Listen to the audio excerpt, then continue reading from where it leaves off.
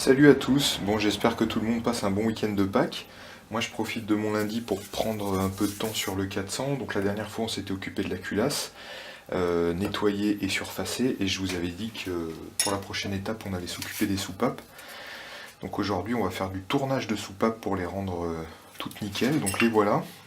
Comme tu peux le voir en fait j'ai déjà fait toutes celles-là.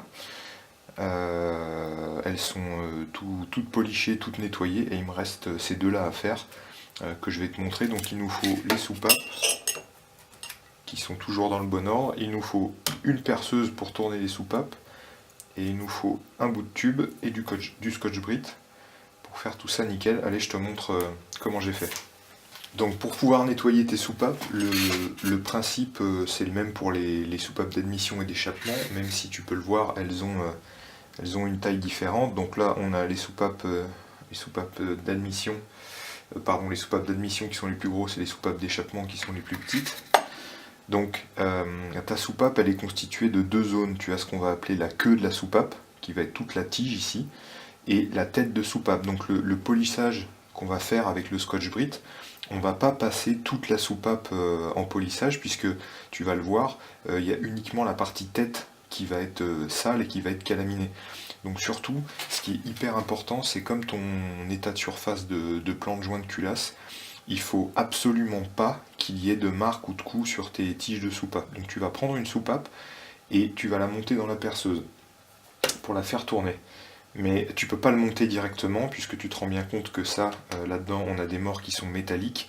Donc si tu viens serrer ta soupape avec ça et qu'il y a le malheur de se passer quoi que ce soit, tu vas venir marquer ta tige et ta soupape elle est morte, t'es bon pour la changer. Donc en gros, c'est à ça que va nous servir le tube. Donc tu prends un tube qui est juste du diamètre par rapport à ta queue de soupape, voilà, et tu l'ouvres sur la longueur, ce qui fait qu'en gros, bon, c'est un tube qui est un peu épais, hein, je pense qu'il doit faire 1,5 mm d'épaisseur, et tu vas venir prendre ta soupape, la rentrer dans le tube, en ayant une bonne longueur, et puis ensuite c'est ce qui va permettre de monter ta soupape dans les morts, et comme ça, en serrant ta perceuse, tu vas venir écraser le tube et tu ne touches jamais la soupape. Donc c'est le gros avantage, et c'est tout simple. Donc moi j'ai récupéré un bout de tuyau qui traînait sur une arrivée d'essence là sur mon réservoir supplémentaire. Et voilà, et comme ça me permet d'être sûr de pas abîmer mes soupapes pour les travailler. Donc c'est parti, je vais faire les deux dernières soupapes qui restent. Donc tu vois mon bout de tuyau fendu, pour info ça marche aussi très bien avec plein d'autres choses. Je crois qu'à l'époque quand j'avais fait ma Honda Civic, j'avais récupéré un vieux corps de cartouche d'encre que j'avais ouvert en deux aussi, ça marchait très bien. Donc hop, on va commencer par la soupape. Donc ça c'est la soupape d'admission. Et c'est parti.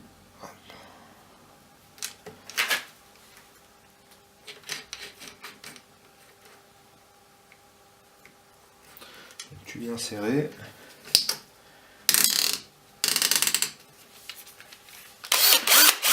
Tu contrôles que ça tourne rond. Voilà, bon, le but c'est pas de tourner comme un bœuf et d'y passer 3 heures, mais c'est de faire propre. Donc je sais pas trop si tu vois, mais effectivement la zone calaminée elle commence ici. Et puis bon, on va nettoyer tout ça, voilà, pour avoir, je sais pas trop, je sais pas trop si on voit bien. Allez.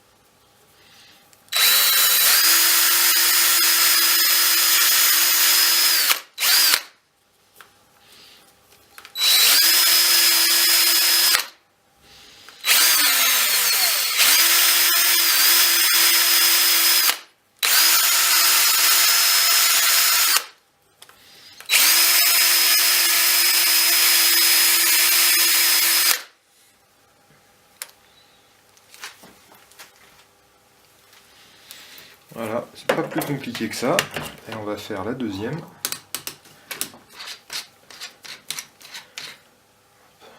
Hop. Quand c'est fait, tu contrôles ta tige de soupape pour être sûr que c'est bon. Voilà, nickel. Allez, encore une. Donc pareil, hein, on voit que c'est calaminé à partir d'ici et tout devant. Même opération. Et c'est la dernière.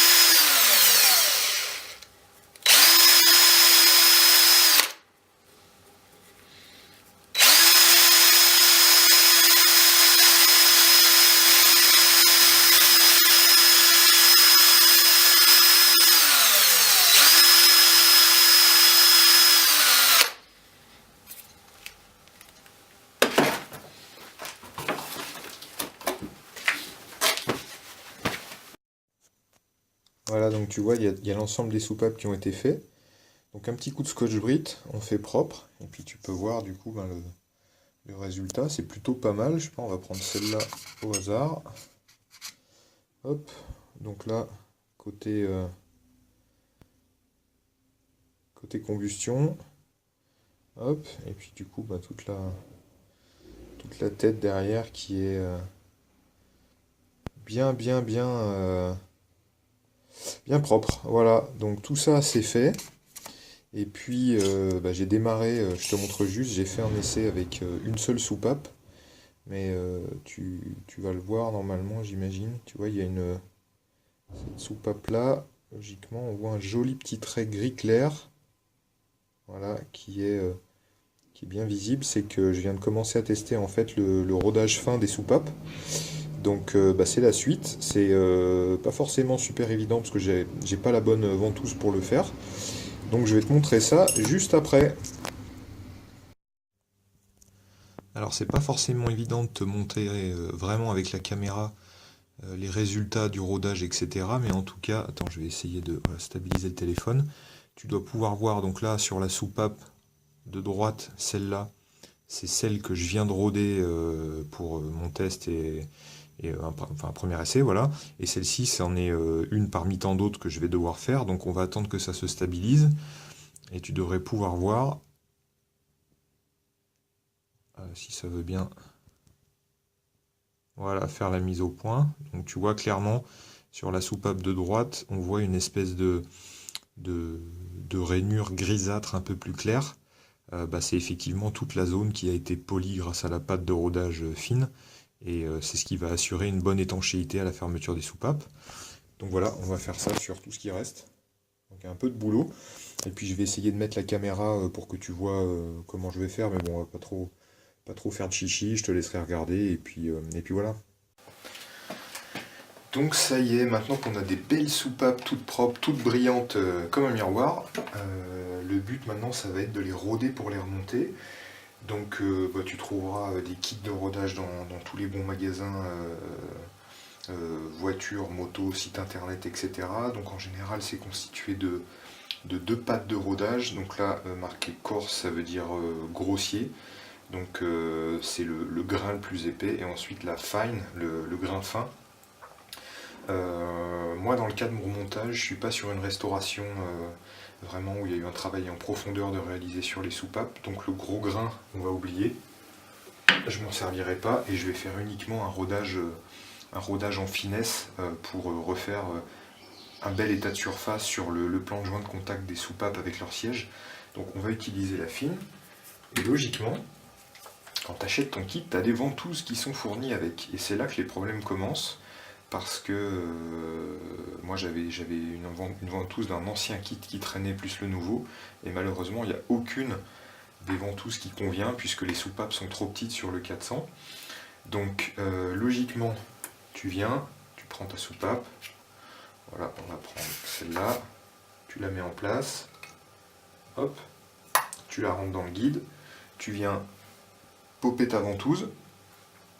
Tu soulèves légèrement ta soupape, tu prends un petit peu de ta pâte, tu en mets à 2 ou 3 endroits en dessous, et ensuite c'est là que tu attaques ton mouvement. En fait, tu viens mettre ta ventouse et tu viens faire tourner, tu remontes ta soupape pour réétaler, tu redescends et tu fais ça pendant 15-20 secondes, enfin ça suffit.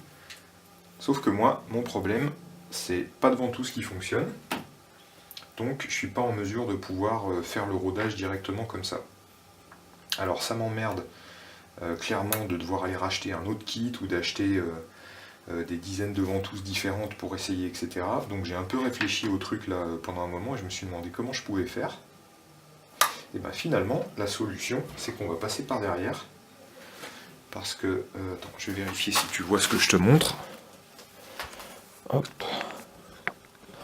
Regarde, on va faire comme ça. L'avantage, c'est que ta soupape, elle ressort ici de l'autre côté. Donc mon rodage, je vais le faire avec un autre bout de tuyau que j'ai trouvé, qui est bien serré sur la soupape. Je vais le monter derrière. Hop. Et voilà comment ça va fonctionner. Regarde, la soupape, je peux la faire tourner. Donc voilà la solution que j'ai trouvée à mon manque de ventouse.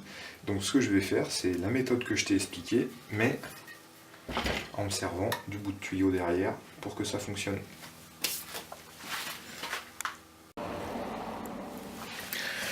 Si, alors par contre, je te donne, avant de m'y mettre, je te donne encore deux infos super importantes. Tu vois là-dedans, j'ai mis un peu d'huile moteur de la 10W40, celle que je mets habituellement dans ce moteur-là.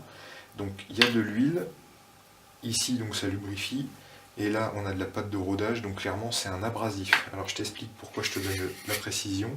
Ce qui est très important, c'est que la culasse, elle a été usinée, elle a été nettoyée, soufflée, il y a tout qui est sec, il n'y a plus d'huile là-dedans, il n'y a plus de graissage. Donc quand tu vas venir faire ton rodage, ce qui est super important, tu trempes ton doigt juste un peu dans l'huile et tu viens badigeonner la queue de la soupape de manière à ce que quand tu la glisses dans son guide, elle soit, ça coulisse bien, qu'il n'y ait pas de zone sèche, etc. Donc c'est hyper important. Et tu vas faire attention aussi à être sûr d'appliquer ta pâte abrasive uniquement sur leur bord de la soupape et surtout pas ailleurs.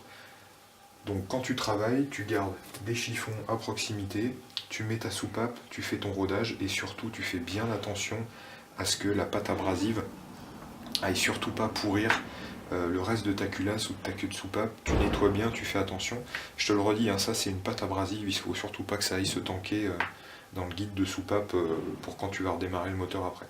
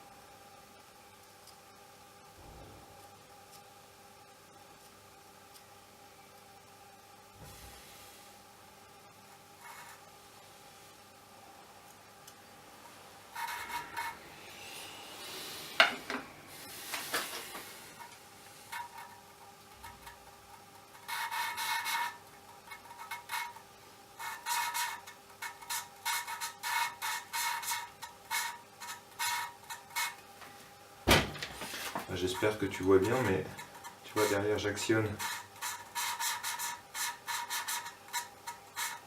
avec mon tube et puis en même temps avec le doigt j'essaye aussi de plaquer et de faire pression pour avoir un bon rodage.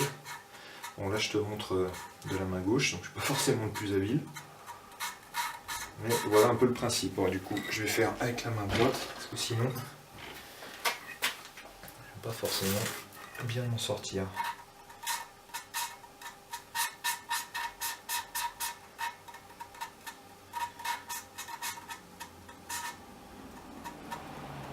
Ce qui est important aussi, c'est de soulever ta soupape, pardon, pour bien répartir ta pâte de rodage sur le siège et être sûr de pouvoir bien en avoir uniformément partout, pour pas que voilà, pas qu'il y ait des zones où il y ait du manque.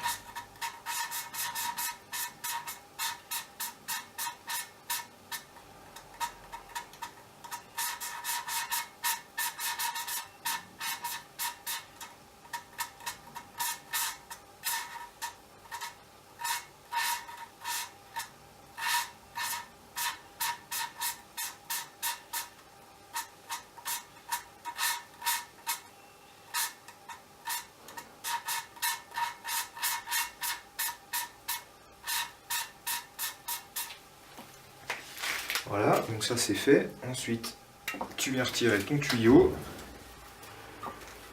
Tu reposes ta culasse à plat. Et là, tu sors donc ta soupape.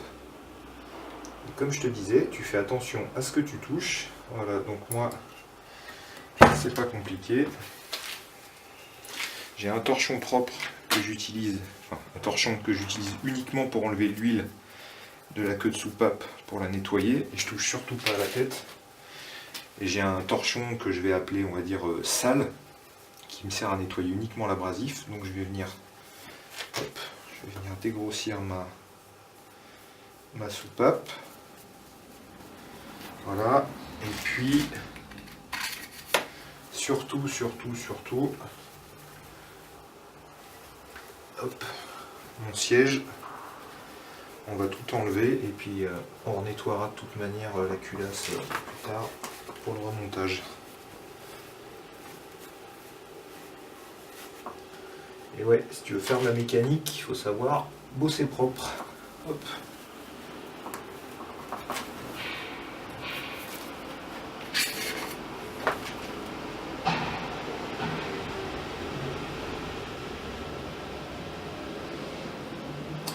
Et donc un petit contrôle visuel, et ce qui est super important, c'est d'avoir un anneau gris qui fasse bien tout le tour de la soupape, qui soit bien régulier, pour avoir une bonne future étanchéité. Voilà.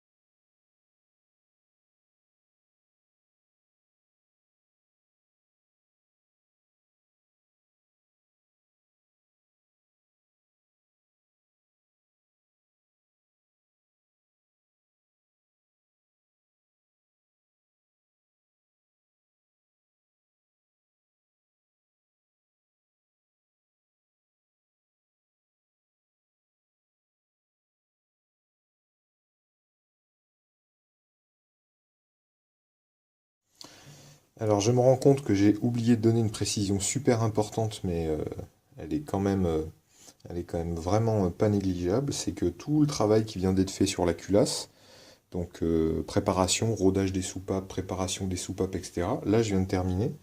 Mais bien entendu, tu fais tout ça avant d'avoir remonté tes joints de queue de soupape qui vont se trouver là, parce que sinon, le souci que tu vas rencontrer, c'est qu'en rentrant les soupapes, en les enlevant, etc., tu risques de mettre des saloperies et d'abîmer les lèvres des joints qui sont tout neufs et que tu viens de monter. Donc voilà, tu fais bien toutes ces opérations avant le montage de tes joints de queue de soupape. Voilà, bah écoute, là c'est terminé. Je vais finir de m'occuper de toutes les soupapes et de tous les rodages.